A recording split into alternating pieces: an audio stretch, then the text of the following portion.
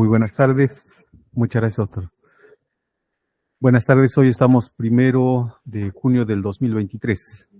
Damos inicio a la sesión de la fecha. Fiscalía va a realizar observaciones al acta. Sin observaciones, señor. La doctora Mogollón, de Procuraduría. Buenas tardes, señor magistrado, señor fiscal, abogados, compañeros de la audiencia. Ninguna observación, señor magistrado. Muchas gracias. Doctor Paredes. Buenas tardes, señores. Ninguno por mi parte. Bien. Doctor Nakazaki.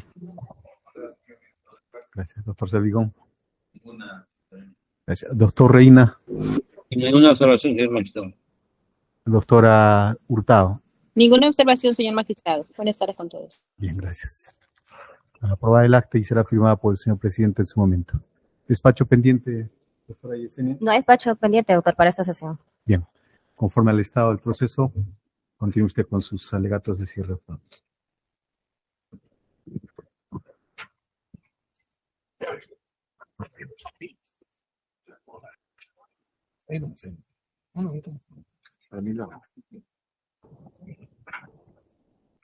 Buenas tardes, señor director de debate, señores magistrados, señor representante del Ministerio Público, señora representante del Ministerio, de la Procuraduría, señores abogados.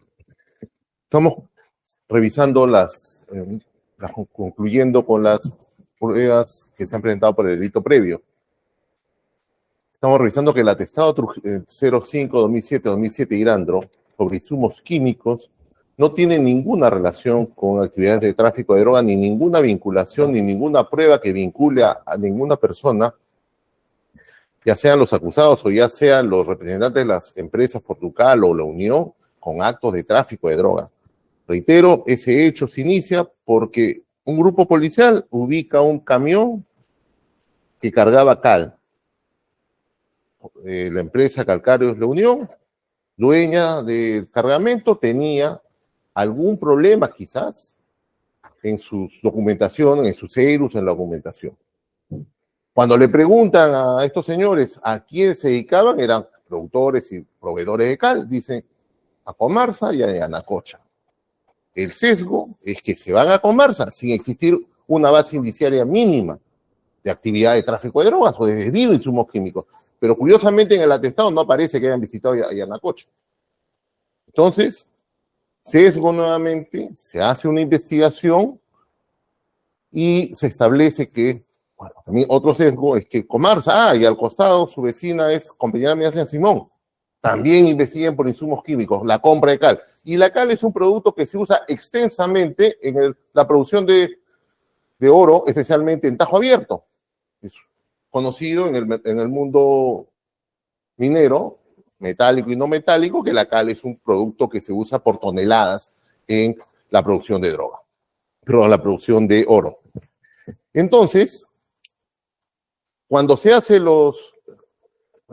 cuando se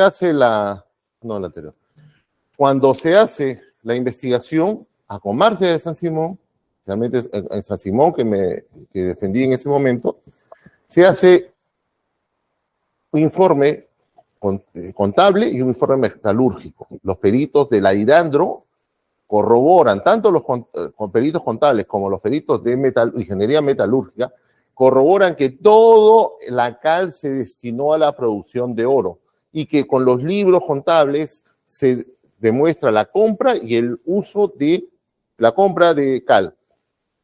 Y que metalúrgicamente se demostró la cantidad, estableciendo una relación entre la producción de oro y el uso de la cal, que con las fórmulas que usan los ingenieros metalúrgicos se estableció que se dedicaba íntegramente a la producción de oro. Con lo cual se archiva en primera instancia, sube a la Fiscalía de Criminalidad Organizada Lima y se confirma el archivo. Se hace una ampliación para verificar algunos detalles y se confirma el archivo. La señora fiscal nos ha dicho que se va a ampliar, que se va a pedir la ampliación de esta investigación, pero no nos ha señalado cuál es el defecto de la investigación, ni nos ha señalado cuál sería la nueva prueba, y menos aún, ya pasó hace un mes de su anuncio y no sabemos que haya realizado alguna gestión alguna. ¿Por qué no? Evidentemente, más allá de un anuncio, un fuego artificial para impresionar en este ambiente, no hay más. porque ha pasado casi 10 años del archivo y no hay nada nuevo, especialmente este caso nunca debió iniciarse, como repito, era un problema de los proveedores de cal que tenían o no tenían problemas, es un tema ajeno a los compradores que son las empresas mineras de la zona. El otro caso es el caso más lejano de tráfico de drogas. Acá no hay nada de drogas, peor aún. Fíjense, ¿a qué se dedica? ¿Cuál es el objeto que siempre anuncia cada atestado? Infracción al decreto ley 25054, posesión de armas y municiones. Le encuentran al señor Wilmer Sánchez Paredes con su seguridad transitando por un desolado camino de la sierra. Lo encuentran con armas, son intervenidos. El señor Wilmer demuestra que las armas que portaba las dos pistolas Beretta tenían licencia, entonces no hay una posesión ilícita, y que los demás, el personal que lo acompañaba era su seguridad personal. Lo más relevante de esto, señores, es que nuevamente el sesgo, ¿qué hace? Que revisen las instalaciones de Comarsa y 5 hectáreas alrededor de Comarsa, para determinar si hay laboratorios, elementos vinculados al tráfico de drogas. Resultado negativo. Lo más alejado y lo más alejado del tráfico de drogas o cualquier actividad ilícita. Máxima la experiencia, los empresarios mineros o los empresarios con alto poder económico usualmente llevan seguridad armada, especialmente en un camino tan desolado como la sierra peruana. Y bueno, tanto para el caso de Cajamarca, insumos químicos, como a otros casos, atestados que ha mencionado la señora fiscal, dijo también que se debería aplicar la famosa resolución del Tribunal Constitucional de Ollantaytambo y Nayin Heredia, el 5811-2015. Pero acá, ya lo mencioné, necesita aprobarse para lograr reabrir un archivo fiscal. Se necesitan 2 elementos. Demostrar que ha sido deficiente, objetivamente que ha sido deficiente, o presentar nuevos elementos probatorios, nuevos, no conocidos.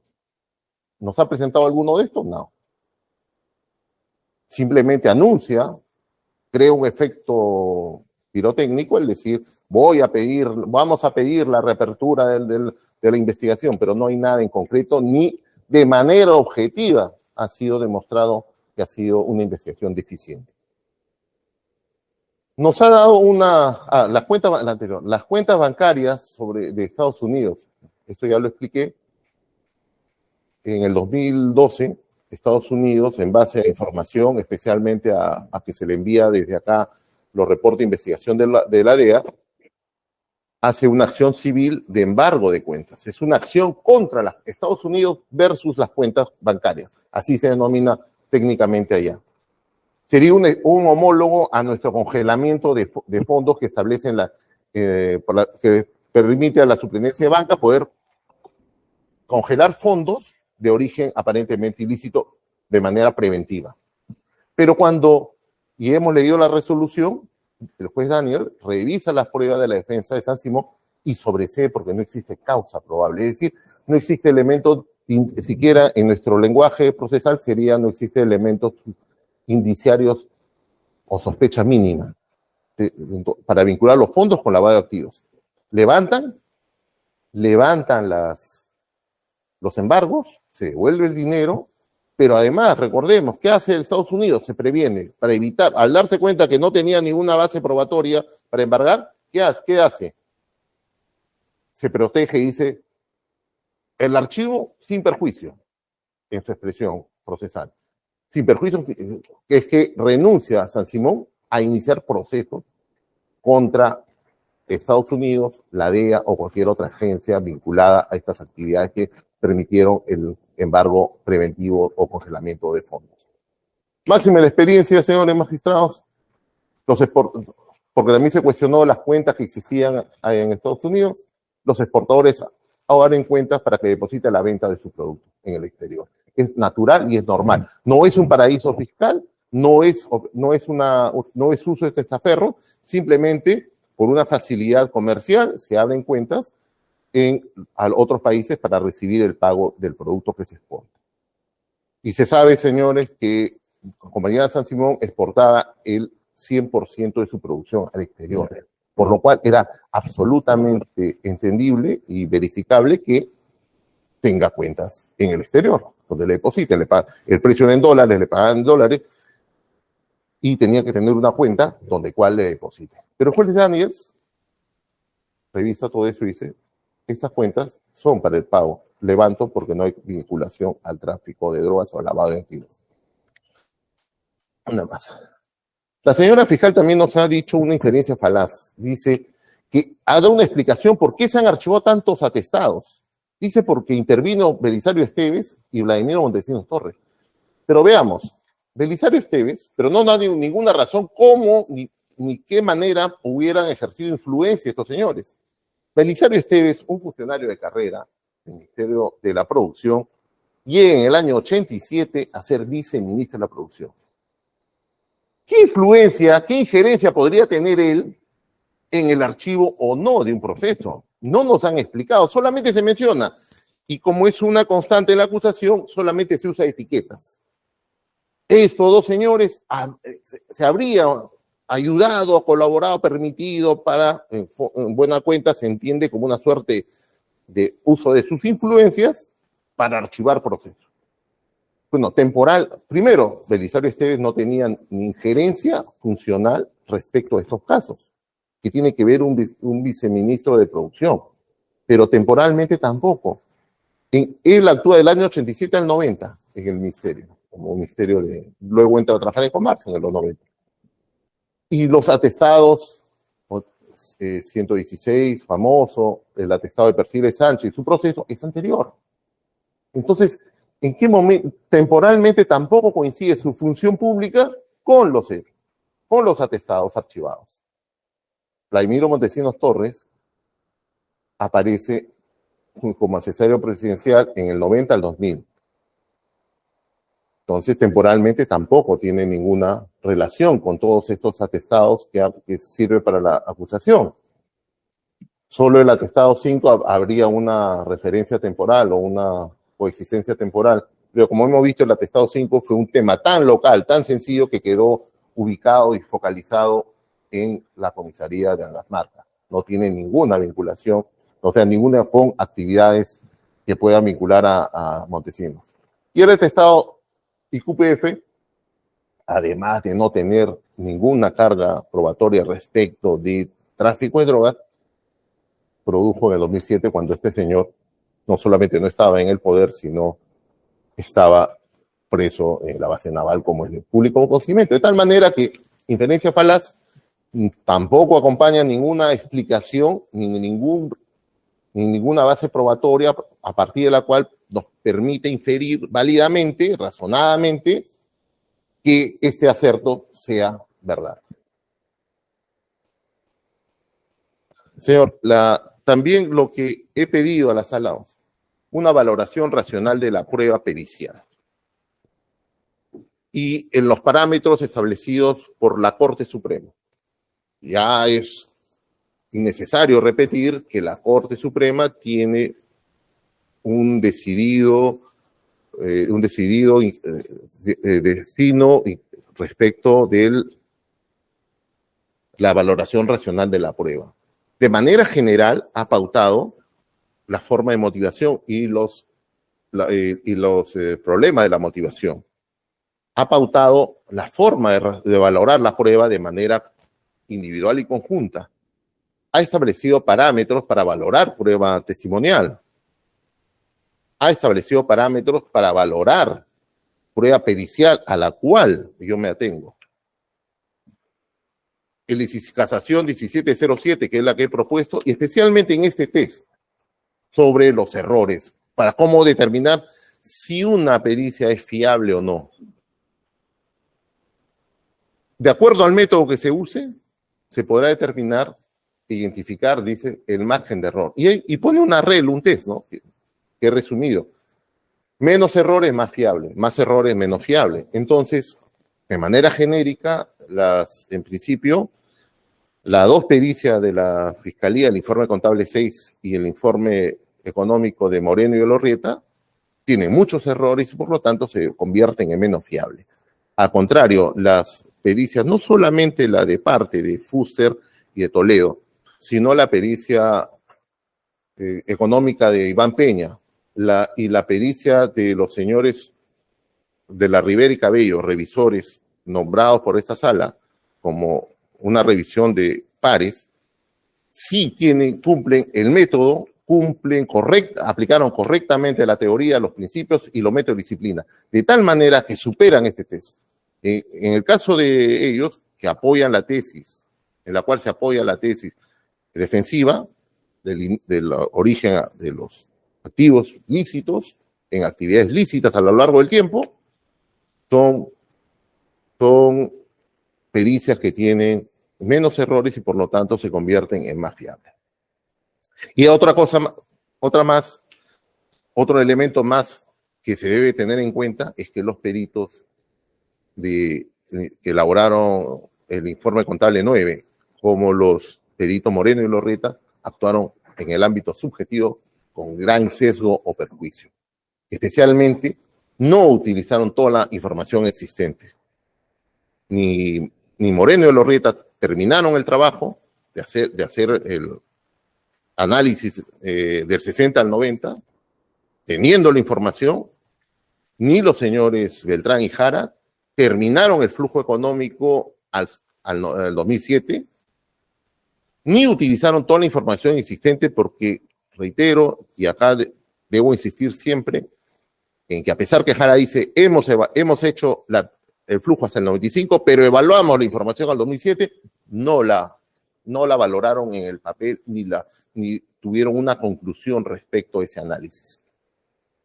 Y también la casación 401-2022, que señala que las explicaciones de los señores peritos debe considerarse una unidad, debe analizarse íntegramente con la prueba pericial. La gran discusión que hubo respecto al saldo inicial especialmente y sobre el trabajo del 60 al 90, cómo se deberían ejercer estas actividades, era la discusión entre economía y contabilidad. ¿Cuáles son las ventajas, los beneficios y cuál es la prueba, cuál es el método idóneo para analizar actividades antiguas, 47 años, actividades formales e informales, actividades en las cuales ya no existe la capacidad de actuar de la contabilidad y podría entrar la economía. La contabilidad tiene un grave problema. No un grave problema, sino tiene un objetivo definido. La contabilidad está hecha para revisar, lo dice su principio general de economía, principio general de contabilidad, perdón, empresas en marcha, empresas actuales. Y todo eso juega en el concepto de que la SUNAT obliga a las personas, a los contribuyentes, obliga a mantener un periodo máximo de 5 años. Los bancos, un periodo máximo de 10 años. Las normas laborales, un periodo máximo de 10 años. Entonces, la contabilidad está dirigida a revisar ese periodo de tiempo. No está dirigida, no está creada ni está pensada en analizar periodos antiguos. Tampoco está pensada para analizar empresas liquidadas. Las empresas liquidadas tienen otro tratamiento y tiene otros parámetros, porque ahí va a interesar solamente un valor si es que hubiera que pagar deudas antiguas o acreedores que estén reclamando. Entonces, totalmente, la contabilidad está dirigida al presente, al hoy. ¿Por qué? Porque el principal preocupado en que una empresa o las personas sean ordenadas y formales es el Estado a través de la SUNAT. Porque el primer efecto del manejo económico es determinar la renta, la base imponible, y eso se extrae de los libros contables. De tal manera que la contabilidad primero va a servir básicamente a la SUNAT para determinar su base imponible de fiscalización durante los 5 años. Va a servir a los accionistas para saber cómo se está manejando su dinero y si no hay algún problema en ello. Está dirigido a los proveedores que van a contratar con la empresa y está dirigido a los bancos, quienes revisan estados auditados presentes, no antiguos, para ver si esa persona, ese contribuyente, va a ser capaz de devolver los préstamos que le hacen. Ese es el marco de la contabilidad. La contabilidad no está diseñada para investigar. Que se use herramientas de la contabilidad para analizar temas de lavado de activos es correcto, pero en empresas que estén en marcha, empresas cuyo horizonte no sea mayor a 5 o 10 años. De tal manera que esos son los límites. Y en este caso concreto, los límites son la persona natural con actividades antiguas e informales, como Manuel Sánchez Paredes.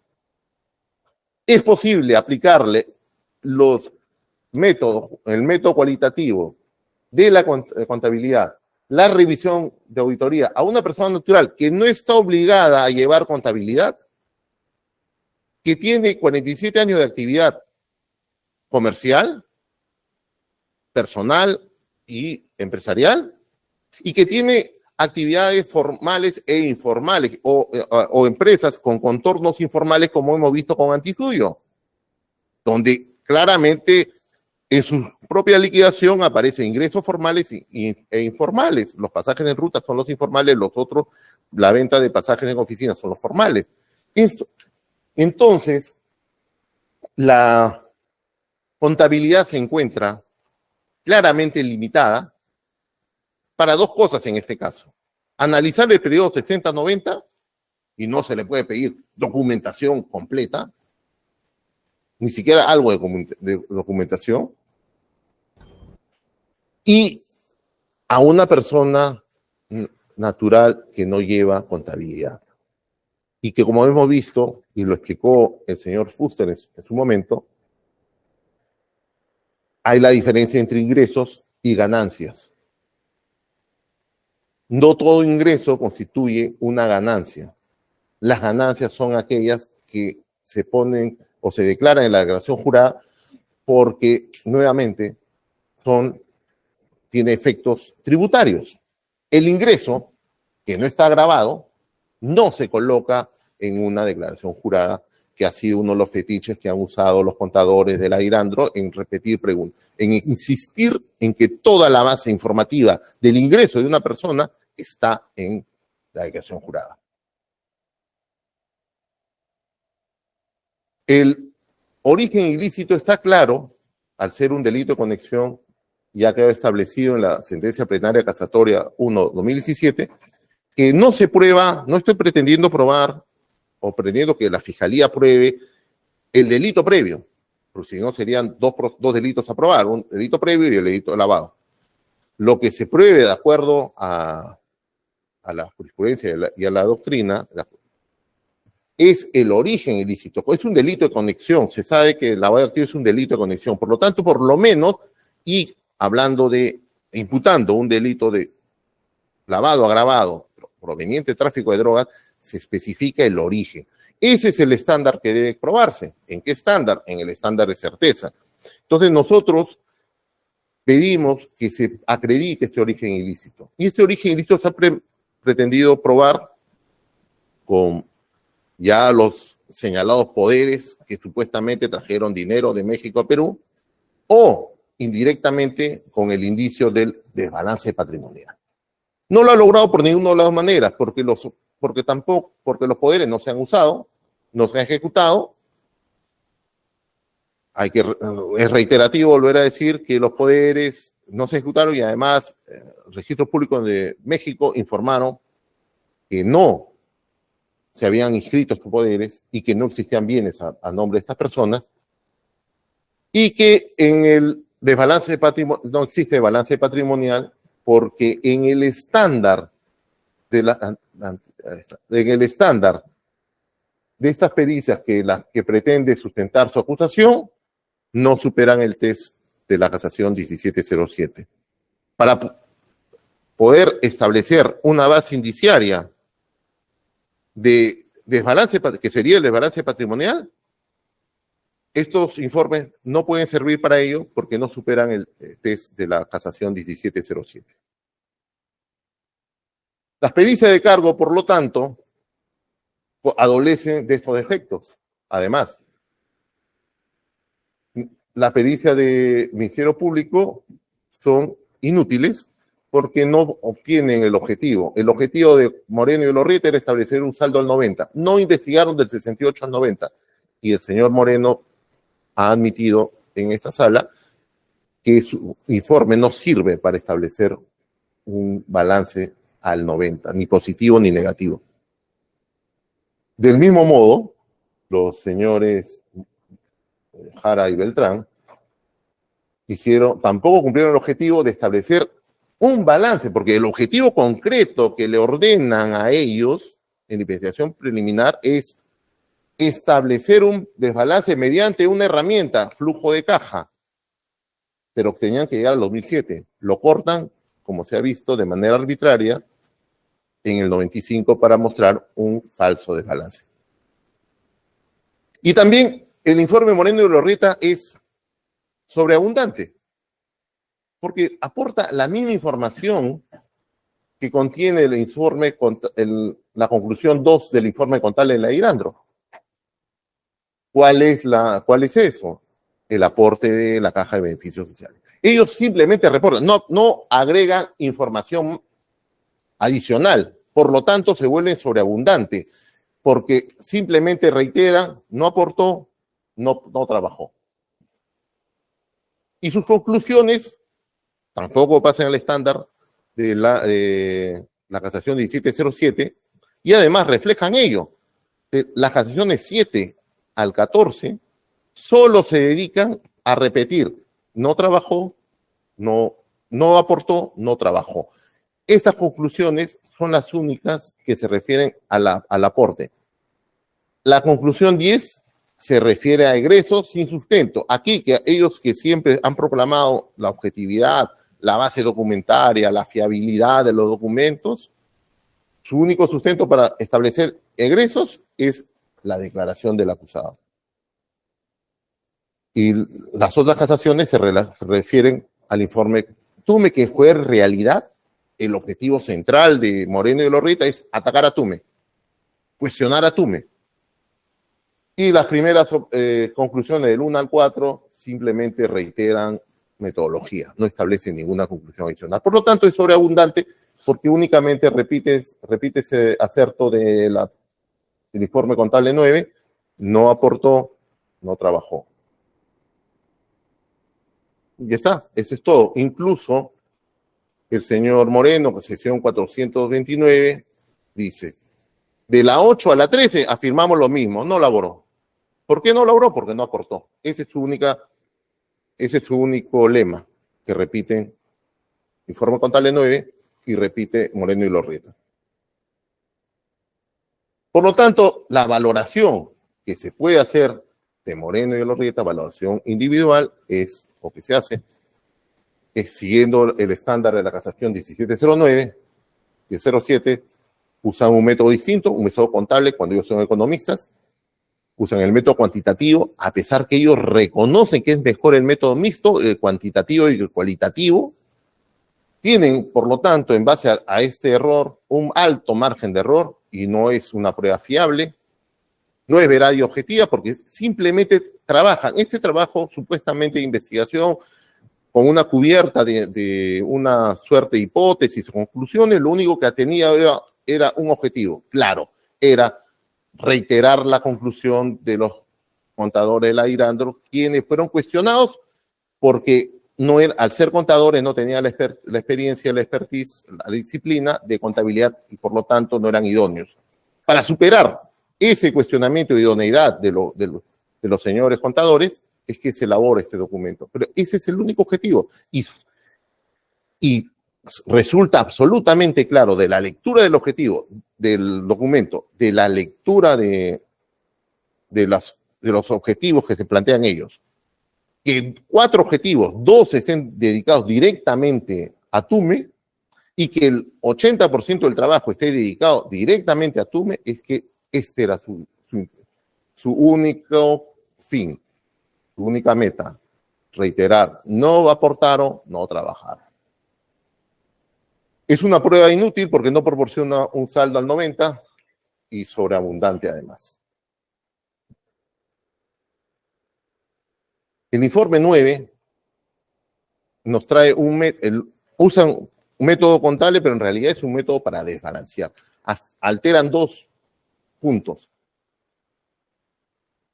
Alteran el saldo inicial y luego alteran el flujo de caja para mostrar un desbalance ficticio. En el saldo inicial no cumplen con usar el opinión de experto. Y dan en las respuestas que ustedes pueden revisar, que no voy a leerlas todas, pero que la hemos oído, es que ellos dan opiniones simplemente vacías, respuestas vacías respecto a por qué no usaron la opinión del experto. Y toman únicamente el saldo reportado por el Banco CCC al 31 de diciembre del 90, sin analizar toda la cuenta de manera sesgada, siempre tomando lo negativo o lo perjudicial al investigado. En el flujo de caja hacen un corte al 95 para mostrar un ficticio desbalance. Esto demuestra claramente un sesgo e imparcialidad, que es lo que recomienda verificar en la valoración subjetiva la casación 1707. Ellos no analizan todo. ¿Por qué es importante haber terminado el 2007, el flujo? Porque la herramienta para determinar el objetivo del informe contable es el flujo de caja. Si ellos le piden que encuentren si hay o no hay desbalance, ese es el objetivo, la herramienta debería usarse todo el periodo, no cortarlo. Y ya le hemos explicado por qué. Porque ellos, conforme reconoció el señor Jara en audiencia, ellos establecieron un desbalance al 95. Pero dicen ellos, analizaron todo el periodo. Estas cifras, reitero, no son mías, no se me han ocurrido a mí, ni son del perito de parte. Son las cifras que pone el informe, en la página 40 en adelante, el informe contable 9, respecto a los ingresos demostrados, documentaria, objetiva y contablemente, como le gusta decir a ellos, dividendos provenientes de Comarsa. Y es fácil darse cuenta que en el 96 su saldo favorable era 500.000. Si sumamos 500.000 a 1,5 millones de ingresos, tendríamos 2 millones. Y con lo cual, la media que venimos eran 400.000 de egresos. Por esta época, por cierto, Manuel Sánchez Paredes no ha hecho grandes inversiones, no ha comprado grandes inmuebles, por lo cual no tiene grandes egresos. Y entonces, acá tiene un saldo ya de 2 millones que podría tener un gasto de 1 millón, digamos, le caería 1. Pero en el 98 tiene 3 millones. Ese 1 sería acá 4. Entonces, es claramente, es palmario que ya no existe ningún desbalance, porque al final se llega a una cifra global de 45 millones, casi 46 millones de ingresos. El sesgo es cortarlo en este punto y no dar explicación por qué no corrió, cuando ellos tenían los ingresos y los egresos de Manuel Sánchez. Era solamente cuestión de colocar, sumar y restar. Pero para crear ese supuesto desbalance de 417.000 incluso, también actúan con sesgo o actúan desconociendo la norma contable del principio del ente. Y que lo reconoce el señor Beltrán, dice, a respecto del principio contable del ente, indica que toda empresa o negocio es la unidad absolutamente distinta de los dueños. Esto implica tanto derecho como obligación de la empresa, deben ser asumidos por esta. Este principio indica No se debe mezclar tendencias de los dueños con las empresas. Informe contable 9 páginas 38-39. Si ellos sabían esto, ¿por qué le cargan las importaciones de persona natural con negocio a la persona natural? Manuel Sánchez Paredes, son dos personas distintas. No es persona jurídica, persona natural con negocio, no, son dos personas distintas. Entonces, acá le cargan cerca de 300.000 soles. Con lo cual, sus 400.000 esto se ha ido derrumbando de 700 a 400, y si le quitamos estos ingresos, estas importaciones de persona natural con negocio, estaríamos como en 100. Y si seguimos analizando con los otros, con el préstamo de Wilmer Sánchez Paredes, tendría un superávit, no un saldo inicial bajo. Ese es el problema del sesgo. El otro sesgo es que no admiten ingresos lícitos. Le quieren quitar el ingreso por la yegua Prosperita. Fíjense, es un caso, eso es un tema de sentido común. Es un caso tan grande de lavado de activos, supuestamente, de una gran organización, y los saldos que estamos viendo son pequeños en base a la imputación. Acá se escuchaba hablar del vasto patrimonio. Bueno, ese vasto patrimonio se reduce a 400.000 o a 100.000. Pero como parece que quisieran quitarle todo lo que podía ingresarle, están discutiéndole $25.000 a un vasto patrimonio. $25.000 para un ciudadano común es una cantidad muy fuerte, pero para un empresario o alguien que tiene un vasto patrimonio, se reduce. Luego hacen una incorrecta aplicación del método SUNAT, a incremento patrimonial. ¿Qué decir? Comparar depósitos bancarios con las declaraciones en renta en declaración jurada. Es una regla básica que hace la SUNAT, pero es el inicio de la SUNAT. La SUNAT no concluye que hay un desbalance con eso, porque la SUNAT encuentra alguna diferencia entre depósitos bancarios y declaraciones juradas, y entonces se comunica con el contribuyente y le dice: mire, he encontrado esta diferencia. Explica, tienes tantos días para explicar. Y entonces la persona obviamente tiene una opción. Si ha omitido ingresos, rectifica y paga el impuesto correspondiente. Pero la otra opción es decirles: sí, señor, he recibido una herencia, me han pagado un premio, he recibido dinero por la venta de un bien mueble o un inmueble, actividades que no tienen gravamen, que no tienen carga impositiva. Por lo tanto, no están en la declaración jurada, no la conoce la SUNAT, y entonces la SUNAT, ante ese levantamiento, dice: correcto, anula, se cierra la fiscalización en ese punto. Pero no salta a la conclusión directamente al encontrar ese desbalance, y acá estaba claro. ¿Cuál es el origen? Persona natural con negocio no llega a ser persona jurídica, no tiene capacidad para abrir cuentas bancarias, y persona natural con negocio tiene que depositar sus ventas en las cuentas de la persona natural. Esa es la explicación de la supuesta diferencia, que, como digo, es una primera revisión epidérmica superficial que hace la SUNAT a los contribuyentes. Eso es todo. Eso no es una conclusión del lavado de activos. Finalmente no toman el escrito en cuenta los descargos y las explicaciones que se hacen en el escrito 30 del 12 del 2009.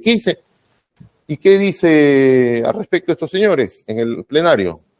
Dicen que como llegó al final de la investigación no tomaron en cuenta, y lo dicen. Pero veamos, esto llegó el 30, ingresó al airando el 30 de diciembre. Bueno, pasadas las fiestas, el 2 o el 3 lo han tenido en sus manos. Y el atestado se remitió en marzo. Han tenido 2 meses y medio para revisar. No han querido hacerlo. Sesgo. No quieren admitir ingresos lícitos o no quieren admitir explicaciones que hacen investigados. Finalmente, tampoco toman en cuenta el dinero que recibe de Comarsa como cuenta a rendir, la cuenta famosa, cuenta 38, que acá ya se ha exhibido el acta de Junta General de Accionistas, en la cual se toma el acuerdo entre todos los accionistas, que todos son hermanos, empresa práctica de la empresa familiar, que dice, lo que hemos tomado como cuenta de rendir, lo toman a cuenta de dividendo, o sea, no devuelvan, ya lo tomamos a cuenta de dividendo y después descontamos de lo que le toque dividendos. Práctica de empresas familiares, tomar dinero a cuenta de futuros ingresos. Pero es una práctica que genera un ingreso. Y cuando se le muestra el acta aquí, dice que estaba en el expediente, que debieron haberlo visto, y se le muestra aquí en la pantalla, dice que está muy borroso y que no podía ver. Esa expresión refleja claramente el sesgo en general con el cual han actuado. Por lo tanto, el informe contable 9 de la IRANDRO, su valoración individual es una valoración de pericia pseudo científica, igual que la de Moreno y Lorrieta, que no aporta, no sustenta la hipótesis acusatora, que tiene un método contable para analizar el informe TUME en primer lugar, al economista TUME, porque la mitad de las conclusiones se refieren a él. Es un método contable mal empleado, tiene por lo tanto un alto margen de error que lo convierte en una prueba no fiable. Por otro lado, no es veraz ni objetiva porque crean un método para desbalancear, como ya se ha explicado. Las conclusiones tampoco son claras. También es una prueba inútil porque no concluye el flujo, que es su herramienta central para determinar si hubo o no hubo desbalance, al 2007. Y claramente en el aspecto subjetivo tienen un sesgo marcado al cortar en el 95 para mostrar un desbalance ficticio, al no reconocer egresos y al cargarle egresos de terceros a él. Por otro lado, las tesis que sustentan la hipótesis de la defensa no solamente son la de los peritos de parte, Toledo y Fuster, sino es el perito de oficio, Iván Peña, y es la pericia de oficio de Orlando Sánchez Paredes, pero en la parte que pertinente, ¿por qué? Porque esta revisión de pares que hace Cabello y de la Rivera validan concretamente dos elementos que son aplicables a la pericia de Manuel Sánchez. El método económico para establecer ingresos por pesca, que es similar a la de Hidalgo, y el método económico para validar los ingresos por antisuyo, pasajes en ruta, que es similar al que elaboró Hidalgo. Por lo tanto, cuando ellos validan el método usado por Hidalgo, indirectamente están validando el método de Raúl Toledo. Ya se sabe que es importante establecer un saldo inicial. Y la Corte Suprema ha establecido las patologías o los problemas que se generan de la incorrecta determinación o la no determinación de un saldo inicial. Y lo más importante es que el saldo inicial tiene relación con las conclusiones. Y dice la Suprema, si el saldo inicial está mal planteado, la conclusión va a ser distorsionada. Y es lo que ha pasado con el informe contable 9.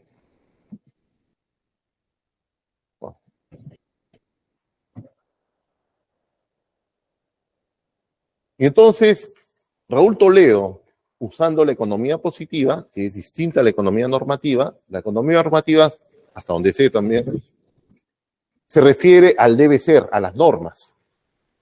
El mundo en el cual parece desenvolverse los señores Moreno y Lorrieta, en el debe ser, no salen de ahí, no han ido a la realidad que establece la economía positiva, que describe o analiza la realidad objetiva y describe el hecho económico independientemente si este está contabilizado o no, o si por el paso del tiempo es posible demostrar su existencia. Ellos analizan el hecho económico a través de modelos económicos. Así como el contador utiliza para establecer su balance o desbalance un flujo de caja, esa es su herramienta, la herramienta del economista principalmente es el modelo económico para establecer ingresos de una persona a lo largo del tiempo, especialmente en actividades informales o actividades de larga data. Pero también, en este caso, Toledo expresó, el modelo económico le da una cantidad de ingresos por actividad en el tiempo. Y él luego ese dato, ese ingreso, lo incorpora en un flujo de caja económico, que es similar y funciona de manera similar al flujo de caja contable, en la cual él parte con un saldo inicial cero, obviamente, porque el 60 es cero, pero luego va agregando los ingresos que le va dando su modelo económico en cada actividad. Y también usan ellos información fuente, por cierto. Pueden usar declaración, pueden coincidir en algunos aspectos con la contabilidad, pero yo lo he dicho, la contabilidad solamente actúa con documentos contables, no con todos los documentos de una empresa. Los documentos contables son las facturas, los comprobantes de pago. La SUNAT tiene una normatividad específica sobre qué documentos pueden ser considerados comprobantes de pago. ¿Por qué? Porque eso le permite deducir gastos. Recordemos que la lógica del sistema tributario es ingresos versus egresos. El resultado base imponible. Sobre la base imponible se aplica el tributo indicado, cual este sea. Entonces, a la SUNAT revisa claramente y tiene mucho análisis de los documentos que sirven para analizar gastos. Por eso es que la contabilidad se refiere a eso, porque cuando le van a revisar los gastos, para ver si su base imponible es real o es ficticia, ¿no es cierto? Y a eso se refiere, por supuesto, el delito de fraude tributario, crear gastos, distorsionar, ¿no es cierto? Revisa esos documentos contables. O sea, los documentos contables no son todos los documentos que usa una empresa. Por ejemplo, un documento contable también sería el acta de sesión de junta directiva que permite sustentar un egreso. Pero solamente son muy limitados. En cambio, el economista usa toda la información, interna, externa de la empresa, de la persona natural, de las normas legales, como se ha visto para determinar la base normativa de la pesca, cómo está regulada la pesca, y tiene una actuación mucho más amplia. El informe de Peña Avendaño, que no ha sido desacreditado ni cuestionado por el Ministerio Público, y más bien ha sido aportado por ello, por lo tanto, este informe debe valorarse positivamente a favor de la defensa. Ellos sí tienen un saldo favorable del 60 al 68 en pesca y del 60 al 90 en las demás empresas. Ellos sí han concluido, convierte esto en una prueba útil, a diferencia de Moreno y de Urrieta.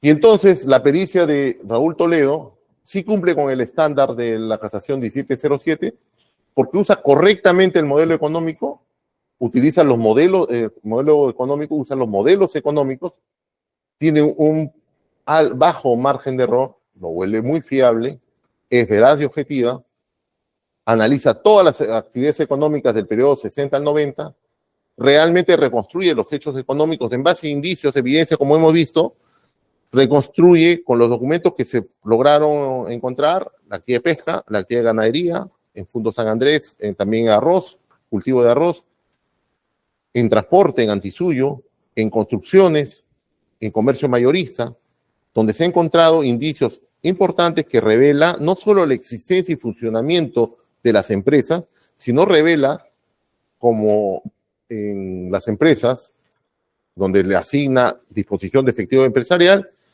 que es la remuneración del directorio, aparecen las evidencias, existen los documentos fuentes, cuando le otorga ingresos a NAS San Simón, persona natural con negocio, se hace en base de declaraciones juradas, de documentos contables, pero no lo hace directamente Toledo, sino lo hace el contador Orrego, que es el experto en analizar documentación contable, pero que le arroja ese informe, un saldo económico, un número, que ese es usado para incrementar su flujo económico.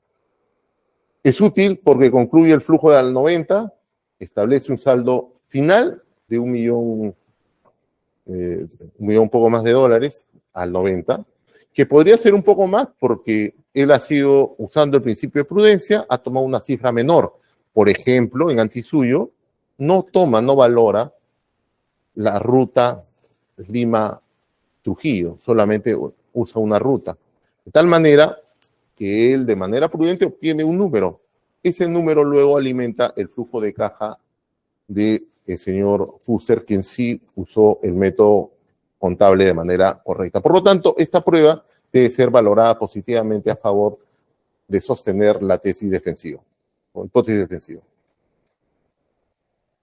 Eduardo Fuster, en su pericia contable, utiliza correctamente la teoría, principio y método. Realiza prueba de consistencia, usa la metodología adecuada.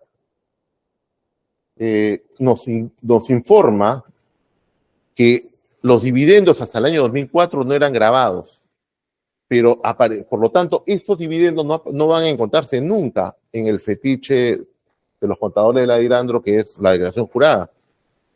Se va a encontrar en los libros contables de las empresas que le otorgan el dividendo, pero con el principio contable de la doble cuenta, significa que si sale de Comarsa X cantidad, a nombre de Manuel Sánchez, en el registro de Manuel Sánchez, tiene que ingresar esa X cantidad. Ese es el principio de doble cuenta, que no se ha querido tomar aquí en cuenta. Y el saldo inicial, lo dicen los demás peritos, no solamente Fuster, utilizando el razonamiento correcto y la teoría correcta, que toda persona tiene un saldo histórico, un patrimonio histórico, y entonces se tiene que establecer ese saldo inicial, especialmente una actividad tan grande. Al año 91, Manuel Sánchez Paredes tenía 42 años de edad, 30 años en actividades lícitas demostrado a lo largo del tiempo. Por lo tanto, es una persona que tiene un patrimonio histórico y debía ubicarse. Y establecen todos que hay dos formas de establecer un saldo inicial. Documentariamente, claro, que es lo más fácil, que bien que todos tuviéramos los documentos contables ordenados en un periodo corto y en el cual se entrega y documentariamente se justifica todo. Pero dicen también que si no existe documentación, se debe usar el informe del experto. Dos maneras: documentable, documentación o informe de experto. Esta era la forma correcta que no usaron en el informe 9. Pero el sesgo nuevamente de los señores contadores de la Dirandro dice, ellos se cierran en el tema contable y bancarizado, sustentado, información, contable y bancarizado, que como hemos visto, no es razonable pedirle a una persona que sustente y bancarice todos sus ingresos y que lo demuestre 47 o 30 años después. Por lo tanto, la valoración del informe contable 9 del señor Eduardo Fuster es positiva a favor de la hipótesis defensiva, supera el estándar de la casación 1707, aplica correctamente el método contable, usa el informe de experto para determinar el saldo inicial, conforme indica la doctrina, elabora un flujo de caja completo al 2007, su margen de error es muy bajo, por lo cual lo convierte en una prueba fiable. Analiza toda la información sin sesgo, es útil y establece un patrimonio favorable de Manuel Sánchez Paredes al 2007.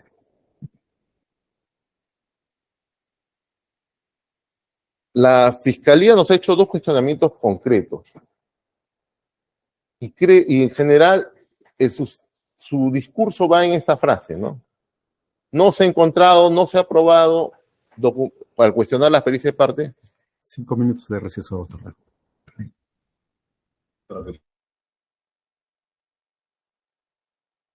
Por eso vamos a avanzar hasta las 4:15 y 4:20 y después ya continuamos para la sesión para el día de mañana.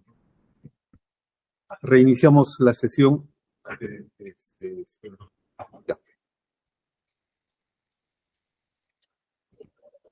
Señores magistrados, los cuestionamientos que ha hecho en los alegatos del Ministerio Público no ha hecho en principio una valoración individual de la prueba, menos valoración conjunta. simplemente ha cuestionado con estas expresiones las pruebas periciales de parte, pero se olvida cuestionar o valorar las pruebas de oficio que ella misma aportó, como la de Peña, o la de los peritos de oficio que tanto insistió el Ministerio Público durante años para que la sala designe perito de oficio. Y esos revisores de parte no merecen una valoración por la Fiscalía, que eso es una grave omisión en los alegatos. Entonces, toda la base es la información, simplemente lo que ha hecho la Fiscalía para cuestionar las pericias de parte es utilizar la información que usa o toda la carga de sesgo que trae el informe contable 9 o los peritos de oficio de Moreno y Lorrieta. ¿Y qué dicen? Que los peritos de parte, especialmente el económico, no han probado con documento inexistente, veraz, impertinentes. No existe el original de ni copia del carnet de pesca. Entonces, como si esto fuera la base, un carnet de pesca, encontrar físicamente un carnet de pesca fuera la base, la única base en la cual se basa el perito Raúl Toledo. Entonces dice, no se ha probado, no se ha encontrado que ejerció actividad pesquera, niega haber ejercido actividad pesquera. No hay solvencia probatoria de estas pericias. Y la pericia económica no tiene una solvencia probatoria, no tiene una fuente documental única. Como les digo, la pericia económica se basa en modelos económicos, que pueden usar fuentes parciales, incompletas, que permiten reconstruir el hecho económico, pero no a este nivel documental contable, que es el sesgo que ha impregnado todo el alegato fiscal.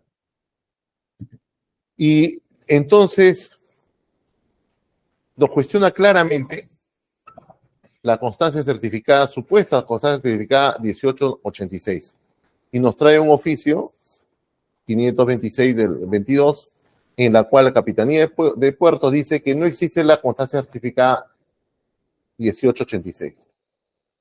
Aquí está la constancia certificada, como ustedes verán, en autos. Se encuentra en el tomo 10.021, perdón. Y fue acompañado también por el señor Toledo en su informe contable como anexo 5, pero la constancia certificada que presentamos no tiene ningún número. Ese número lo podemos encontrar como foliación del anexo 5 de Fuster, que corre precisamente de Fojas 1886. Ese es el número. Si le han preguntado mal, porque no tenemos el oficio, no tengo la historia completa, no tenemos el oficio que manda Fiscalía a Capitanía, pero si le han preguntado mal, la respuesta va a ser errónea. ¿Qué le dicen? Probablemente, y creo que si esta es una inferencia válida, le han preguntado, señor, acredite usted si la constancia certificada número 1886 se encuentra en sus registros. Y claro, si le preguntan por algo que no existe, le van a contestar que no existe, pues. Y nadie le dijo que esta constancia tenía un número, simplemente era una constancia.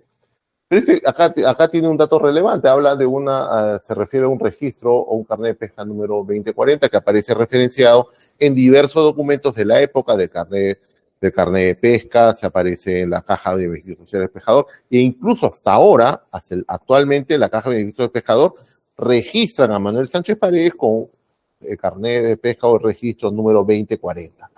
Por lo tanto, no existe ninguna constancia 1808 de la cual asuma que existe una falsedad. Eso no es verdad. No existe. Y esto se encontraba en el expediente antes que ingresara el señor Toledo. Simplemente Toledo lo saca del expediente y lo usa como su anexo. También imputan e incluso impiden que se remita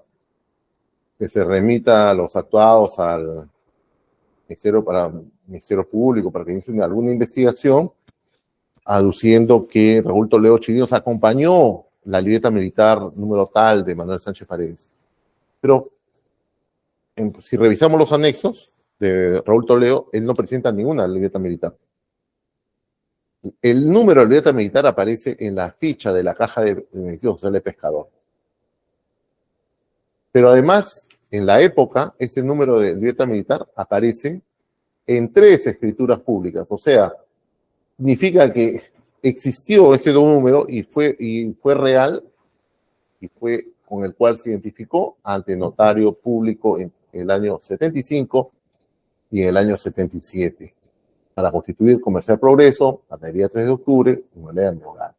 De tal manera que esta información veraz, objetiva y con fe registral, desacredita la información y el pedido de la Fiscalía respecto a que se remitan autos de una supuesta qué, si no existe un documento, no existe el documento en principio, y segundo, no existe sospecha inicial simple siquiera respecto a algún acto ilícito respecto a esta libreta militar. Pero el Ministerio Público cuestiona que solo se aplican modelos a la macroeconomía, pero no cuestiona a los revisores de la Rivera y Cabello. No tiene una palabra sobre ellos, que son los que validan el método, el modelo, el uso del modelo. Esta afirmación del Ministerio Público, que dice que solo se realizan proyecciones, estimaciones, que no estamos en un taller de economía, los ingresos no tienen corroboración en fuente idónea y objetiva, siempre el sesgo contable. Pero no nos cuestiona y no nos explica cómo los señores Rivera y Cabello hacer la validación del modelo en la sesión 399, nos dice, el modelo tiene 4 características básicas. Exprese una realidad económica, esta representación sea amigable y simplificada, que tenga un contenido teórico que lo sustente y se exprese en términos matemáticos, etc. No hay un cuestionamiento. Sí, el cuestionamiento del Ministerio Público siempre tiene ese sesgo que le han impregnado sus peritos de parte. También dice, cuando constituye, y acá hace una tergiversación clara, respecto a que los ingresos iniciales de Pesca y San Andrés no constituyen grandes ganancias para que implica justificar el patrimonio de envergadura considerada. A ver, nadie ha dicho, ni el modelo económico de Toledo, ni los alegatos de la defensa, ni la hipótesis de la defensa, es decir, que con la pesca y con las actividades en el Fundo San Andrés se construyó todo el patrimonio actual de este siglo. Lo que se dice que este es el ingreso inicial, y en cualquier actividad que señala un flujo de caja, cualquier modelo que se realice, se inicia por saldos parciales que se van a ir acumulando. Esa es la vida económica de cualquier persona. Por lo tanto, los ingresos iniciales de pesca, que solo dan $882,000, San Andrés, que solo da $200,000 en el tiempo, evidentemente justifican y es razonable con esta actividad y es coherente con el ingreso del 72. Del 72 en adelante ha habido actividades realmente importantes, construcción y transporte, que se sabe que son actividades en las cuales se gana mucho dinero. Y más aún, el considerable patrimonio que se refiere al Ministerio Público se explica con la venta y producción de oro en este siglo, conforme hemos visto de la página 40 del informe contable 9, que establece que los mismos contadores de la Dirandro reconocen que ha habido en el periodo 96-2007 cerca de 46 millones de soles por dividendos provenientes de Comarsa. Luego confunden persona natural con negocio. Probablemente esta confusión sea arrastrada o sea contaminada con la información que le proporcionaron los señores contadores de la Dirandro, porque confunde la empresa NAS con persona natural con negocio. La empresa NAG se constituye en el 2000, efectivamente, la empresa, persona jurídica, S.A. Los ingresos que se reportan del 80 al 2000 son persona natural con negocio. En el 2000 constituye NAG San Simón S.A., otra persona jurídica. Y en el 2003 constituye Ganadera San Simón S.A. Esta confusión proviene de ese sesgo que le han ido alimentando a los alegatos del Ministerio Público. Pero el fondo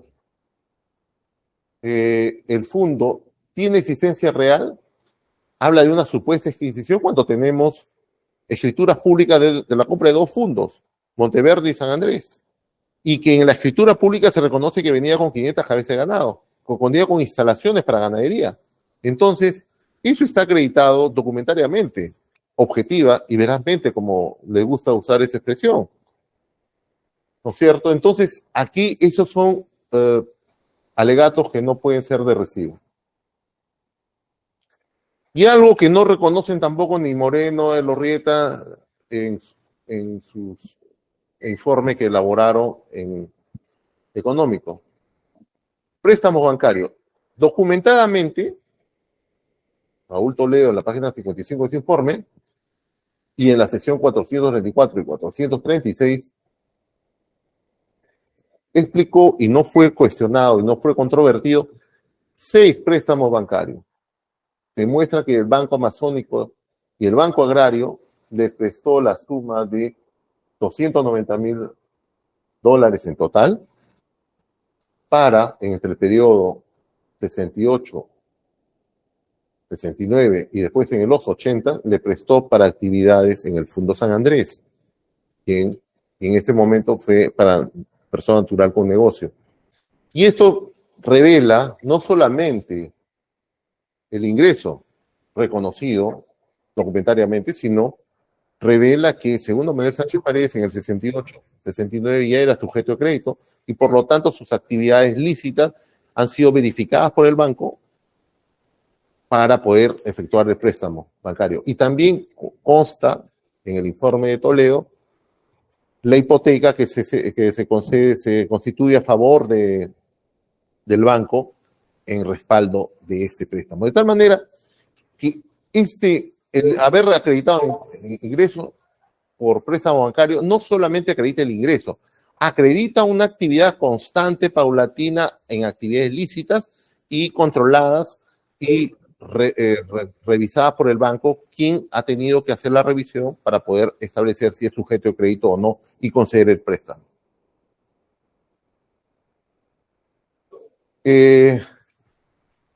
La afirmación de la Fiscalía se encuentra contradicha por su propio perito en la página 49, cuando dice la fiscal que solo se aplican a microeconomía. Y en la página 49 de Moreno y Elorrieta se dice modelo económica, por su cobertura, tiene aplicación macro y micro. No tiene sustento ni siquiera sus alegaciones en su propio perito. La Procuraduría, por su parte, dice que sigue con el fetiche de la documentación. No hay documentación que acredite como depósitos. Bueno, en esa época, segundo Manuel Sánchez Paredes no era persona natural, no tenía obligación de tener contabilidad, no existía la ley de bancarización y por lo tanto, aparte de unos vouchers que nos dan a la hora de depositar en el banco, no habría otro y esos papelitos se han perdido en el tiempo. Por lo tanto, es irrazonable pedirle información documentada completamente de ese periodo. Pero Fuster hace un análisis, además, en el saldo inicial de las cuentas, y acá lo hemos visto, que claramente le dice el Banco Interbank, dice que informa que solo tiene el 99 en adelante porque tiene información de los últimos 10 años. Obran en su archivo información solo de los últimos 10 años. Se lo dice claramente en cumplimiento de la ley. Recordemos que el pedido de información se lo hace en el 2009, la Dirandro. Y entonces toda la información que llega es del 99. Excepcionalmente llega del Banco CCC del 90. Y también lo explicó Fuster, porque ellos se encontraban en liquidación y por lo tanto esta información se cauteló en el proceso de liquidación. O sea, esta información se mantiene y se informa a pesar de que habían pasado los 10 años, era porque el banco de liquidación necesitaba cautelar su acervo documentario. Pero además Toledo encuentra que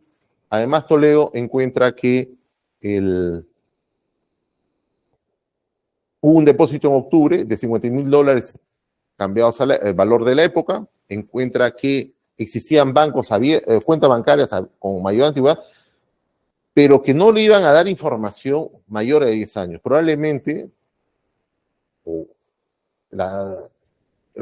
informe 9 insiste mucho en elaborar un saldo inicial del 90 con información bancaria, porque conocían claramente que los bancos no les iban a proporcionar ninguna información, y con lo cual les permitía mantener su modelo para desbalancear, que era ponerle un saldo cero o un saldo ínfimo como 239 soles, que no condice con una persona que tiene empresas, que tiene propiedades y que tiene 30 años de actividad comercial y empresarial.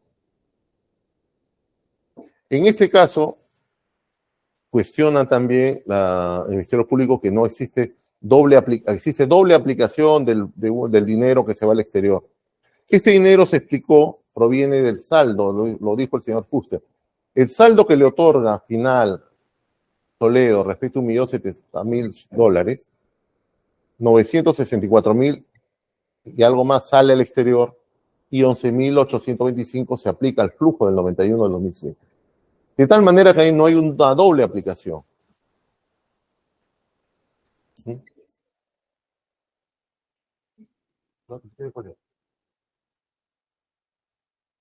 Para iniciar esta última parte, que son dos temas, podría hacerlo mañana para concluir.